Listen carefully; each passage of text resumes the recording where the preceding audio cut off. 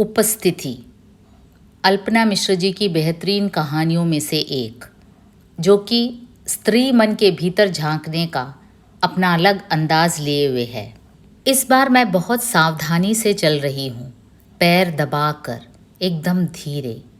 मेरी आहट इस बार वह जान नहीं पाएगी।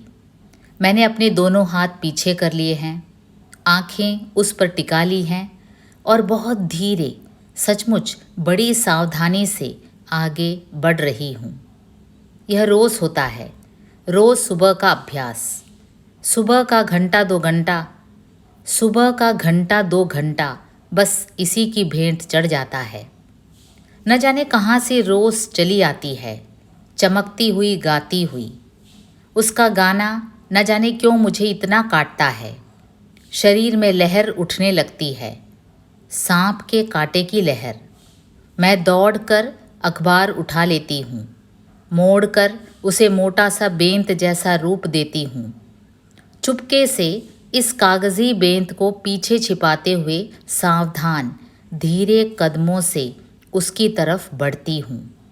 लेकिन वह है कि मुझे मेरा लक्ष्य नहीं पूरा करने देती।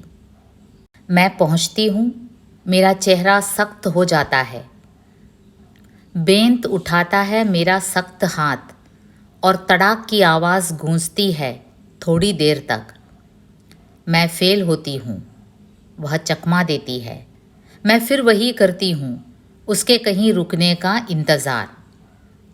वह सोफ़े के हत्थे पर बैठ जाती है, अपना एक हाथ या पैर जो भी मान ले उठा कर रगड़ जैसा रही है। हल्की हल्की ध्वनि तैर रही है। मुंह ऊपर करके मेरी तरफ देखती है। चमकती आँखों में सम्मोहन है। मैं नहीं फंसने वाली, मैं अपनी मुद्रा में कायम हूँ। धीरे धीरे उसकी आँखों से आँख चुराते हुए उसकी तरफ बढ़ती हूँ। वह हाथ नीचे कर लेती है। सरेंडर। मेरा वह हाथ तेजी से उठता है, जिसमें अखबार की बेंत है। वार फिर खाली।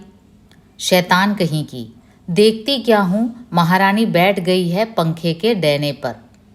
आवाज़ करके बुला रही है मुझे। अपने पीले, कुछ सुनहरे, बंदीदार पंख झपझप करके चिढ़ा रही है मुझे। रहने दो बच्चू, मैं भी इंतज़ार करूँगी तुम्हारे नीचे उतरने का। इंतज़ार करती हूँ मैं, और वह क्षण है कि मैं सब भूल जाती हूँ। यह भी कि मैं किस जगह हूँ, कि यह घर कैसा है, किस रंग से इसकी दीवारें पुती हैं, कौन से कैलेंडर में मैं तारीखों के ऊपर हिसाब लिख देती हूँ, कौन सी घड़ी अलार्म से मुझे जगाती है, यहाँ तक कि मेरा टेलीविज़न किस तरह का है, आकार प्रकार में, जिसे कि मैं देर दोपहर और देर रात तक देखा करती हूँ। यह भी कि बस इसके आने के कुछ पहले ही यह घर आवाज़ों से, भाग दौड़ से भरा था। कुछ पहले ही इस घर से काली पतलून और चारखाने की कमीज़ पहने, एक हाथ में छोटा सा बैगनुमा थैला लटकाए, एक में टिफ़िन बॉक्स लिए एक आदमी गया है। दफ्तर की तरफ गया होगा। कैसा होगा उसका दफ्तर, मैं बिल्कुल ठीक नहीं बता सकती। मैंने कभी देखा ही नहीं, कभी देखने की कोशिश भी नहीं की।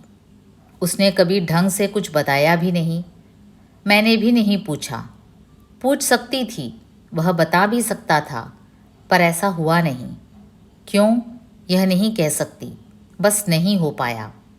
जो उसने कहा था, टूटा टूटा सा कुछ कभी कहीं जो मैंने सुना था, उससे मुझे लगा था दफ्तर की दीवारों से चूना झरता होगा। कुछ मेज़ होंगे कुर्सियों के साथ, उन पर चूना गिर जाता होगा, जिसे रोज़ हटा देना ज़रूरी होता होगा। यह भी मैं कह सकती हूँ कि दफ्तर के आगे की जगह सड़क या मैदान जैसा कुछ मिट्टी का बना होगा। बारिशों में कीचड़ हो जाता होगा। दफ्तर की फर्श जूते चप्पलों के खुरों के अलग अलग तरह वाले डिज़ाइन से भरती जाती होगी। कैसी लगती होगी, चितकबरी या मटमैली। कितनी परेशानी में पड़ जाते होंगे जूते चप्पल। कोई भी उन्हें देख कर जान सकता है। यह जानना आसान है। कुछ फाइलें होंगी ही, कोई होगा ही जो बॉस होगा, कुछ लोग होंगे जो कुछ घरों में इसी तरह निकलते होंगे रोज़। बस इससे ज़्यादा मैं उस जगह के बारे में अंदाज़ नहीं लगा सकती जहाँ के लिए वह रोज़ निकलता है। शाम 5 बजे या 5:30 या 6 बजे तक जब वह लौटता है, बैगनुमा थैले में कुछ दुनियावी चीज़ें भरे हुए, सब्जियां और थकान लादे, इतना अजनबी होता है वह कि मैं उससे कुछ बता नहीं सकती। क्या क्या बीता आज मुझ पर। लगता है वह किसी दूसरी दुनिया से लौट कर आया है, लौट कर और हार कर। इसी घर से रोज़ एक बच्चा भी निकलता है, यही कोई 10 बरस का बच्चा। अक्सर रोते हुए निकलता है। स्कूल जाने का उसका मन नहीं करता, मेरा भी मन नहीं करता, पर स्कूल जाना ज़रूरी है। बहुत सारी चीज़ें इतनी ज़रूरी होती हैं कि उन्हें टाल देने के बारे में सोचा भी नहीं जा सकता। ये चीज़ें जीवन से ऊपर होती हैं, इनसे जीवन बनता है, जीवन से ये नहीं बनती। इसलिए बच्चा स्कूल जाता है, कंधे पर काले और नीले रंग का बैग लादे बच्चा खच्चर होता है। हर साल खच्चर का बोझ बढ़ेगा, यह तय है। कितना बढ़ेगा यह तय नहीं है, तय से अधिक ही होगा, यह भी तय है। गले में हरे रंग का धारियों वाला पट्टा बंधा है, जिसे देखकर आप दूर से ही कह सकते हैं कि वह जेल की किस वाली इमारत से बिलोंग करता है। इमारत की ऊंचाई, लंबाई, चौड़ाई और खूबसूरती से आप पट्टे वाले का क्लास भी जान सकते हैं, बिना बताए, बिना बतियाए। बच्चे के हाथ में वाटर बोतल लटकती रहती है। हल्के पीले रंग की कमीज और गहरे हरे रंग का पैंट शरीर के अधिकतम भाग को कब्जाए रहता है। यही स्कूल का यूनिफॉर्म है। मैं अपने बचपन में कभी भी इस रंग के यूनिफॉर्म के बारे में सोच नहीं पाती थी। लगता था सफ़ेद शर्ट और नीली स्कर्ट या पैंट सारी दुनिया के स्कूल का यूनिफॉर्म होता होगा। मेरी इस सोच को अकेले इसी शहर ने तोड़ कर रख दिया। जितने स्कूल उतने रंग के यूनिफॉर्म, एक एक स्कूल के अकेले 3-3, 4-4 तरह के यूनिफॉर्म। तो यूनिफॉर्म से ढका बच्चा बस के लिए खड़ा रहता है, मैं भी उसके साथ खड़ी रहती हूँ, तब तक जब तक कि मटमैले पीले रंग का बहुत बड़ा डिब्बा आ नहीं जाता, जब तक पीले हरे रंग का यूनिफॉर्म मेरे पास से खिसक कर उसमें बंद नहीं हो जाता।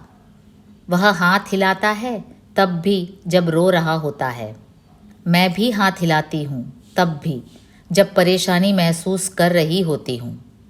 मैं बस को देखती हूँ तब तक जब तक कि बस के पीछे लिखे अक्षर धुंधलाते धुंधलाते मिट नहीं जाते। ये अक्षर मुझे याद हो गए हैं, मैं इन्हें बिना पढ़े पढ़ लेती हूँ रोज़। अभ्यास बड़ी चीज़ है। खैर, तो मैं यह कहना चाह रही थी कि मैं उस क्षण सब कुछ भूल जाती हूँ।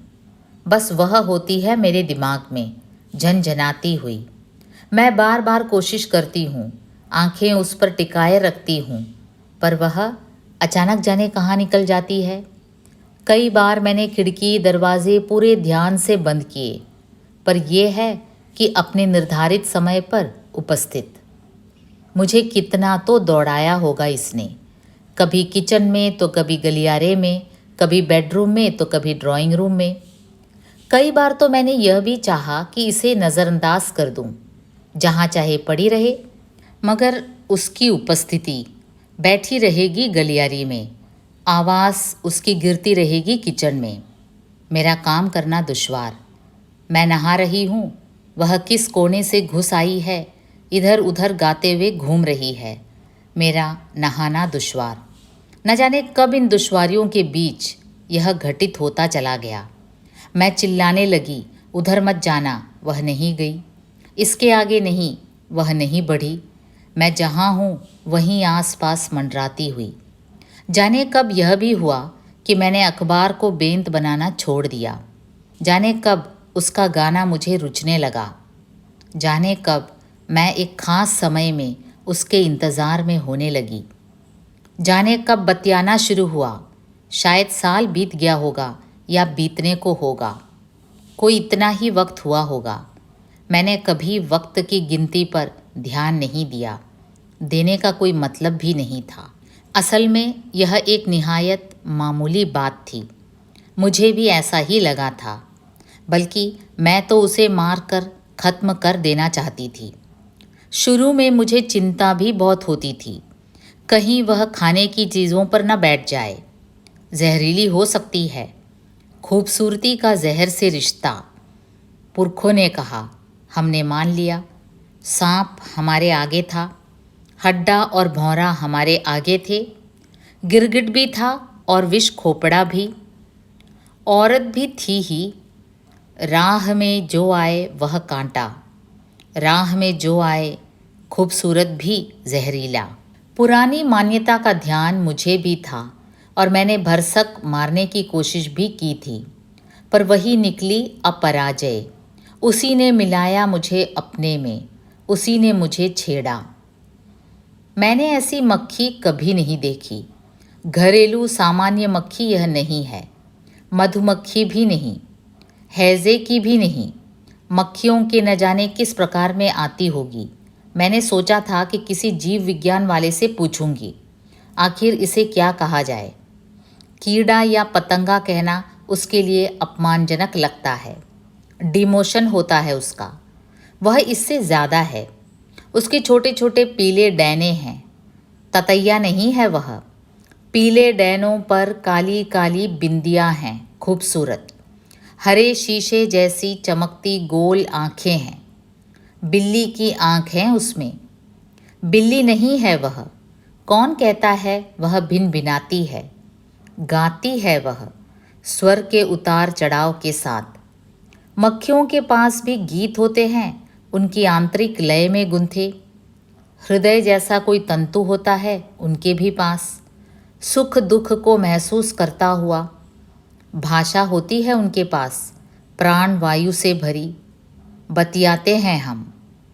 जो मैं नहीं कह पाई थी उससे कहा, जो मैं बचा ले गई थी उसके सामने खोला। सिमरन नाम है मेरा। सिमरन नाम नहीं है मेरा। सिमरन बुलाओ तो लगता है किसी और को आवाज़ दे रहे हैं। कई बार मैंने खुद को बुलाकर देखा है। सिमरन सिमरन कहकर आवाज़ देकर कई बार अकेले में मैंने अभ्यास भी किया है। इसे कागज़ पर लिखकर पानी के साथ निगला भी था, फिर भी यह भीतर नहीं गया। भीतर का दरवाज़ा संकरा है। यह नाम उससे टकराकर बाहर गिर जाता है। काबेरी नाम था, है माँ बाप का दिया। शादी के बाद पूजा करवा कर मेरा नाम बदल दिया गया, सिमरन। मेरी सर्टिफिकेट नहीं बदली गई, मेरा कोई सामान नहीं बदला गया। सोफ़ा को कुछ और नहीं कहा गया। पलंग, चादरें, साड़ी, सब कुछ का नाम वही रहा, मेरा नहीं रहा। प्रथा है यह, मैं जानती थी, सुना था मैंने। कोई लड़की जो रंजना है, रंजू जिसे घर पर बुलाते हैं, अचानक एक दिन सुलोचना बना दी जाएगी। कविता, सविता या जिस अक्षर का नाम मान्य होगा वहाँ उसे यकीन हो जाएगा, वह मान लेगी। मान लेती होंगी लड़कियाँ, मानना ही होता होगा। फिर अचानक एक दिन उनके बचपन की सहेली पुकार देगी, रंजू। अचानक एक दिन माँ का खत आएगा, प्यारी रंजू से शुरू होता हुआ, और कोई कीड़ा पड़ जाएगा आँख में, लाल हो जाएंगी आँखें। कहीं से मन भर पानी आएगा और सीधा आँखों की खाली रह गई जगह में भरकर मचल उठेगा कि अपनी ही अंगुली से खुदा जाएंगी आँखें। कुछ ऐसा ही कह पाएगी वह, कुछ ऐसा ही समझ पाएंगे लोग। अचानक एक दिन कोई काम आ पड़ेगा। अपना सर्टिफिकेट निकालेगी लड़की और भौचक रह जाएगी कि वहाँ अभी तक उसका आप धड़क रहा है। एक नाम जो अब तक उसकी नसों में बहता चला जा रहा है, एक नाम जो मर ही नहीं सकता। स्त्री नाम नहीं हो सकती, कभी भी। किसी भी क्षण उसे बदल देना होता है अपना नाम। पुराना पड़ जाता है नाम, इतना पुराना कि जीवन में उसका प्रवेश वर्जित हो जाए। यानी चोला उतार कर आना है, जैसे आत्मा चोला उतार कर आती है। शादी के विज्ञापनों में यह लिखा जाना चाहिए, नहीं लिखा जाता। अंडरस्टूड होता है बहुत कुछ। बस उसी क्षण मैंने अपने आप से पूछा था कि इसका नाम क्या है, क्या हो सकता है। किसी ने कभी तो किसी नाम से इसे पुकारा ही होगा। वह कहाँ है? जीव विज्ञान का कोई मिले तो पूछूंगी। बस इसीलिए बहुत सारे प्यारे नाम सोचते हुए भी मैं उसे नहीं दे पाई। मेरे साथ उसे किसी अलग नाम से आना हो यह ज़रूरी नहीं, यह कोई शर्त नहीं है। जब भी मिलेगा उसका असली नाम ही मिलेगा। मैं इसके लिए इंतज़ार करूँगी। हाँ, लाड में आकर मैं कोई भी नाम पुकार लेती हूँ, रानी, मिट्ठू, गुड्डी, कुछ भी। लाड भर जाने पर वे नाम नहीं रह जाते, विशेषण हो जाते हैं। उन सब का एक ही अर्थ रह जाता है, प्यार, मिठास, अपनापन। मैं उस आदमी से डरती थी जिसने मेरे साथ अग्नि को साक्षी मानकर कुछ कहा था, बुदबुदाहट जैसा। मैं साफ कुछ सुन समझ नहीं पाई थी। खाली बाप दादों का नाम ही स्पष्ट मेरे कानों में पड़ा था। मैं उसके घर में थी, डरती थी, इसलिए कितनी बातें सोचती थी, कह नहीं पाती थी। जो कभी कभी कह डाला गया था वह इतने दिनों का संचित था कि कहते समय जो शब्द फूटे थे वे संयम से नहीं बने थे। इतने इतने उग्र अर्थ न जाने कहाँ से साधारण शब्दों में घुस गए थे। लड़ाके शब्द जैसा कुछ कहा जा सकता था उन्हें। लड़ाके शब्दों को गंभीरता से लिए जाने की कोई संभावना नहीं थी। लड़ने के बाद उनका अस्तित्व खत्म मान लिया जाता था, उन्हें कोई नहीं सुनता था। फिर धीरे धीरे ये शब्द गायब होने लगे, सचमुच अस्तित्वहीन। मैं अपने भीतर होती गई, वे न जाने किस जगह। तो जिस घर में मैं रहती थी जो उसका था, उसमें एक लंबा दालान जैसा बरामदा था। 3 कमरे थे जिनके दरवाजे बरामदे में खुलते थे। घर पक्का था, बल्कि फर्श पर मोज़ैक भी था, ज़माने पहले लगा हुआ होगा। यह कहने के लिए था कि कमरों के दरवाजे बरामदे में खुलते थे। कमरों के चौखट्टे बरामदे में खुलते थे। दरवाज़ा नहीं था उसमें भी। जो बीच वाला मुझे दिया गया था, न उसमें जिसमें देवर रहते थे, न ही उसमें जिसमें सास और मौसी रहती थी। केवल 2 दरवाजे थे, एक बाहर खुलता था, दूसरा पीछे। गनीमत थी कि लैट्रिन बाथरूम में दरवाजे थे। एक लंबे समय से सबके मन में था कि दरवाजे लग जाएं, पर नहीं लग पाए थे। काम चल रहा था, चलता ही जा रहा था। पहला कमरा जिसे कुछ भी कहा जा सकता था, drawing room, bedroom, living room, guest room, कुछ भी। इसमें 3 देवर रहते थे और आने वाले मेहमान भी बैठ रह लेते थे। दूसरे के बाद जो तीसरा और आखिरी था, उसमें मौसी रहती थी और मौसी को पूरा कब्जा करने से रोकते हुए सास भी। मौसी बाल विधवा थी, इन्हीं लोगों के सहारे यहाँ रह गई थी। इससे भी बड़ी बात यह थी कि मौसी नौकरी करती थी और उनकी ससुराल से संभाल कर लाया हुआ अक्सा बक्सा बीच वाले कमरे के ठीक सामने बने स्टोर जैसे कमरे में बंद रहता था। मौसी कुछ चिड़चिड़ी थी, सब मौसी पर चिड़चिड़ाते थे, वे सब पर। दरवाजे की जगह पर्दे थे। पीछे के दरवाजे और खिड़कियों से आती हुई हवा पर्दे को कभी भी पर्दा नहीं बने रहने देती। पर्दे के पीछे मैं हरदम चौकन्नी रहती। मुझे बड़ा डर लगता। पर्दा कभी भी कोई भी शक्ल बना लेता, कभी मोटा, कभी पतला, कभी लंबा, कभी उड़नछू। रात को बरामदे में सास जी अपनी खटिया बिछाकर सोती, ठीक बीच के कमरे के सामने। मैं रात भर सो न पाती। रात को जब सोने के लिए वह आते तो मैं डर से कांपने लगती। डरते डरते कई बार मैंने कहना भी चाहा, पर वे सुनने के मूड में नहीं होते। थका हूँ, बाद में बताना, वे कहते। वह बाद नहीं आता। मैं तब और घबराती जब उनका हाथ मेरी देह पर होता। वे मुझ में कुछ ढूंढ रहे होते और मेरी आंखें पर्दे पर लगी रहती। मैंने पर्दे को इतना देखा, इतना ज़्यादा, कि मैं उसकी एक एक लकीर बता सकती हूँ। कितने फूल थे, किस जगह कौन सा रंग था, कितनी दूरी पर कौन सी पत्ती, यह सब अब भी मेरी उंगलियों पर है, अब जबकि मैं वहाँ नहीं हूँ। पूरा नंगा होना कौन बर्दाश्त करेगा? मुझसे भी नहीं होता। मन करता खुद पर्दा बन जाऊं, पर्दा पकड़कर खड़ी हो जाऊं। क्या करूं कि पर्दा पर्दा हो जाए? बड़े देवर हैं, किसी भी वक्त इधर से निकल सकते हैं। हे प्रभु, ऐसा कोई भी वक्त आने के पहले मैं मर क्यों न जाऊं। लगता कि यह घड़ी भर का वक्त कैसा बड़ा होता जाता है। यह कब बीते, ढंग से उन्हें देख भी न पाती, उन्हें रोक भी न पाती। मेरा बरसना बहुत मरियल बरसना होता। कहीं दर्द होता, कहीं कुछ चुभता खींचता तो मुंह बंद करके सह लेती। पर्दे के पीछे सांस की खाट दिख जाती।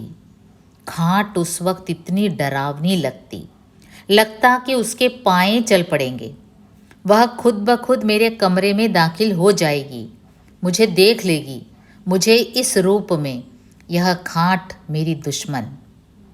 यह सब भी मैं किससे कह पाई? उसी से, वही जो चमकती गुनगुनाती चक्कर लगाती रहती है यहाँ वहाँ। सोचा था इस शहर में आने पर उनका अजनबीपन कुछ हद तक दूर हो जाएगा, पर हुआ उल्टा। कुछ साल पहले जब हम इस शहर में आए थे, तब से वे और अजनबी होते गए, होते ही चले गए। मैं रोक नहीं पाई। रोकते कैसे हैं, मैंने बहुत बार सोचा भी। मुझे जो तरीके आए मैंने इस्तेमाल भी किए, पर वे नहीं खुले। वे बंद दरवाज़ा थे, मुख्य दरवाज़ा। मैं भीतर से घुमड़कर उन तक जाती थी, सिर पटकती और लौट आती। घर जिसमें अब हम थे, किसी ने अपने बड़े से अहाते में बनवाया था।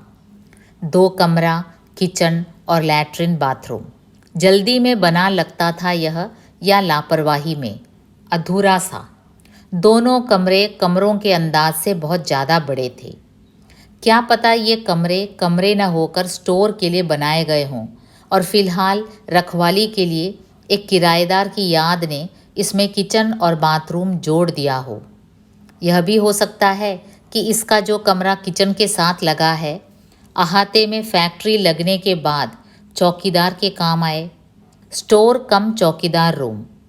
और पीछे वाला कमरा, जिसे हम फिलहाल बेडरूम मानकर चल रहे हैं, साहब का गैराज बन जाए, या दोनों सिर्फ गैराज हों, क्या पता। जो भी हो, बरसात में इसकी छत कहीं कहीं से टपकने का आभास देती, जैसे किचन के उस और वाले कोने की दीवार से पानी रिसता सा लगता।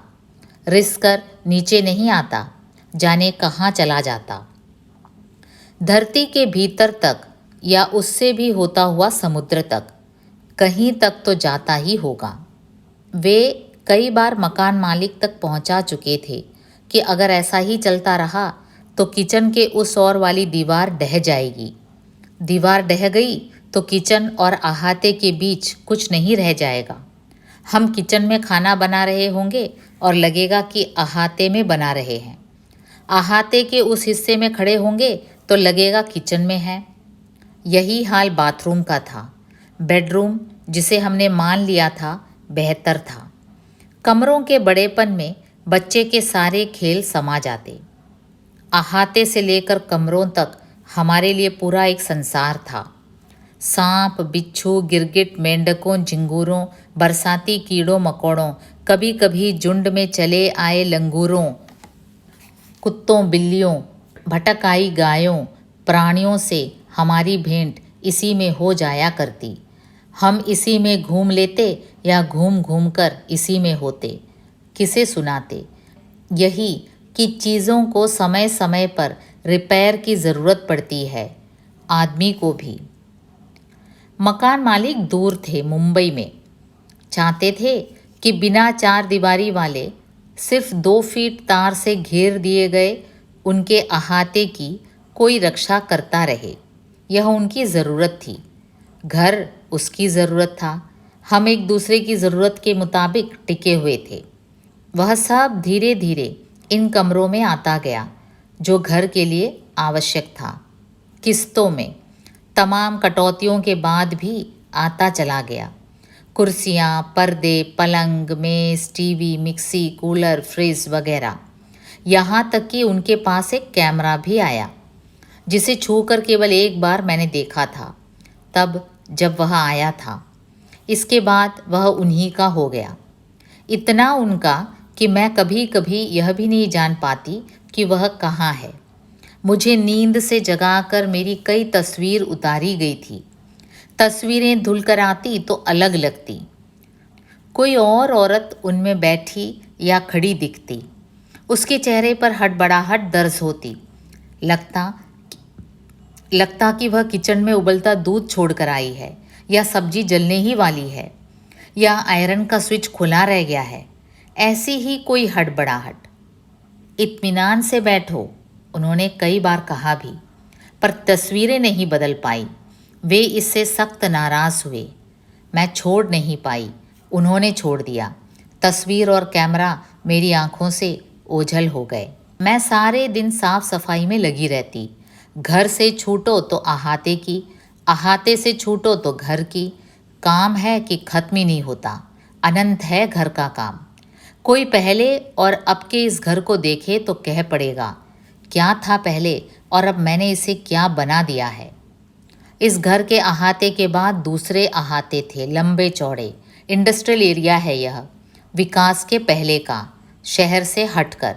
इन अहातों में भी कोई ना कोई इंडस्ट्री वगैरह लगेगी ही। उनमें भी ऐसे ही घर हैं, ऐसे ही लोग। छितरे छितरे इन घरों में पहले मैं खूब जाती थी, वे भी आ जाते थे। धीरे धीरे यह जाना कम हुआ, उनका आना भी, फिर बहुत कम। अब तो मानो फुर्सत ही नहीं रह गई। सपने में कोई बड़ी इमारत देखो तो क्या होता है, मैंने एक बार उनसे पूछा था।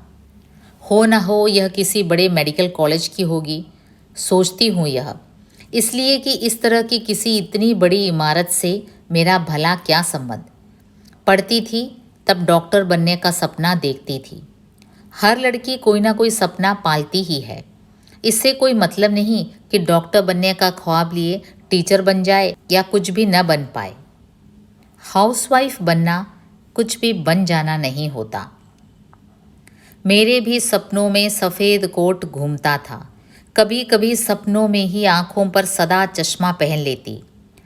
चश्मा पहनने वाले पढ़ाकू और स्मार्ट समझे जाते, तो पढ़ाकू और स्मार्ट हो जाने के बाद सादे शीशे वाला पतली कमानी वाला चश्मा मेरे पास न हो, ऐसा मैं सोच नहीं पाती थी। इसी का प्रभाव था कि पढ़ाकू वाली स्थिति में न होते हुए भी जैसे ही 9वीं कक्षा में पहुंची और धारा परिवर्तन का प्रश्न आया, झट से जाकर साइंस की तरफ बैठ गई। सारे पढ़ाकू और स्मार्ट उधर ही बैठे थे। उत्साह उस तरफ ज़्यादा था, बातें उस तरफ ज़्यादा थी, कायिक चेष्टाएं उस तरफ ज़्यादा थी। आर्ट्स वाले तो सिर्फ थे में बदल जाने को उस वक्त मैंने थोड़ा हिकारत से देखा था। यह मेरी पसंद में नहीं था। उस शाम ने जो बेहद हसीन होती थी, मामला बिगाड़ दिया। माँ को उम्मीद ही नहीं थी कि मैं कोई ऐसा वैसा कदम उठा सकती हूँ। वे चौंकी, फिर हंसी। मजाक न कर। फिर रात में बुरादे के चूल्हे के आगे बैठकर रोटियां सेकते समय उनका चेहरा बदल गया। मुझे चौका बेलन थमाकर कहा, गोल गोल बेल कर दिखा तो रानी। मैंने भरसक गोल बेलने की कोशिश की। मैं कोशिश करती जाती, वे कहती जाती, बहुत बढ़िया, जैसे पृथ्वी गोल, जैसे तरबूज गोल। तारीफ़ों के बीच अचानक वे बड़बड़ाने लगी। यहाँ पर जितने लोग साइंस पढ़े हैं क्या कर रहे हैं? नर्स का पेशा अच्छा नहीं माना जाता। लड़के तो चलो कंपाउंड्री कर भी लेते हैं, लड़कियां बेचारी अस्पतालों में मिडवाइफ बन जाती हैं। एक छोटे से बक्से में सुइयां और दवाइयां रखकर घर घर घूमते दिख जाएंगी। गांवों गिरावों में सरकारी अस्पतालों की तरफ से तैनात की जाती हैं। क्या खाक इज्जत है उनकी। एक एक नर्स के 10-10 डॉक्टरों से संबंध है। क्या करें भी नाइट ड्यूटी में मजबूर हो जाती हैं। देखा साइंस का अधोपतन।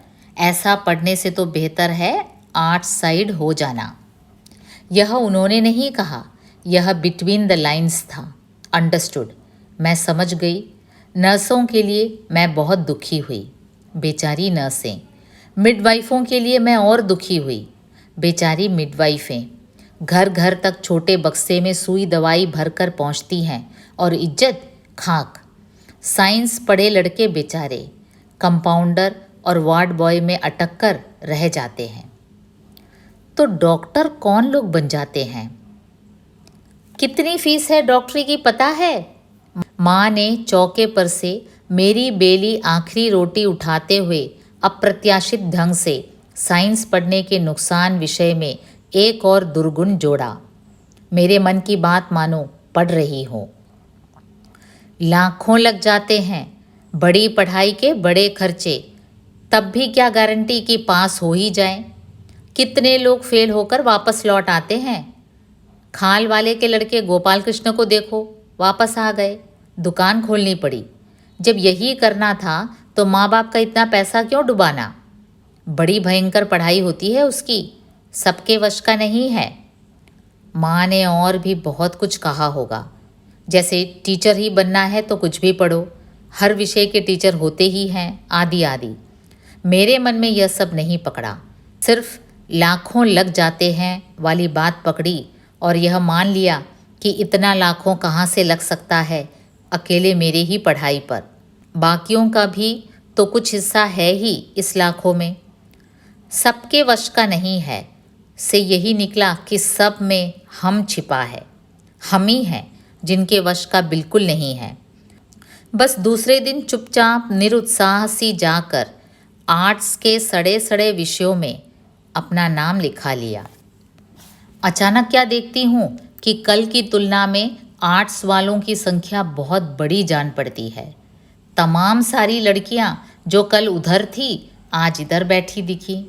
लड़कों के बारे में कुछ कह नहीं सकते, यह खालिस लड़कियों का सरकारी कॉलेज है। तसल्ली बहुत मिली, उस सब के हम में ये लोग भी शामिल थीं। न दौड़ में कोई अकेला है न छूट जाने में। तब से रोज़ रोटी बेलती हूँ, रोज़ सोचती हूँ पृथ्वी के बारे में, लोगों के बारे में, पैसों के बारे में। विज्ञान वरदान है कि अभिशाप, इस बारे में भी सोचती हूँ। कटौती के बारे में भी, माने बचत, इमारत के बारे में नहीं सोचती हूँ। वह तो यूं ही चली आई है। जब तब जा पाती तो इसी में जाती, नहीं जा पाई तो इसी में जाना था शायद। सोच कर रह जाती हूँ। इसी सोचने से निकलकर उनसे पूछा था, कुछ नहीं होता। वे हैरत में थे। सपने केवल सपने होते हैं, रोज़ देखने के लिए, रोज़ भूलने के लिए। मैं भूल जाती हूँ, फिर किसी दिन अचानक यही चली आती है। मुझे फिर याद आ जाता है। मैं पैसा जमा करती हूँ, हर चीज़ में कटौती, तब भी कितना हो पाता। बात लाखों की है। हमें कटौती करनी चाहिए, मैं उनसे कहती हूँ। करो। वे गंभीर चेहरे पर क्षण भर को एक छोटी सी मुस्कुराहट चिपकाते हैं, फिर तुरंत पहले जैसे।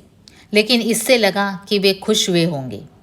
मैं अपने वक्त को चौके पर बिल्कुल गोल पृथ्वी में बेलती हूँ, खूब दम लगाकर। गोलाकार दुनिया, घूम घूम कर हम वहीं आते हैं। हम इसे बदल नहीं सकते, न इसके आकार को, न इसके परिधि पर घूमने को। परिधि पर अपने घूमने को भी हम नहीं बदल सकते।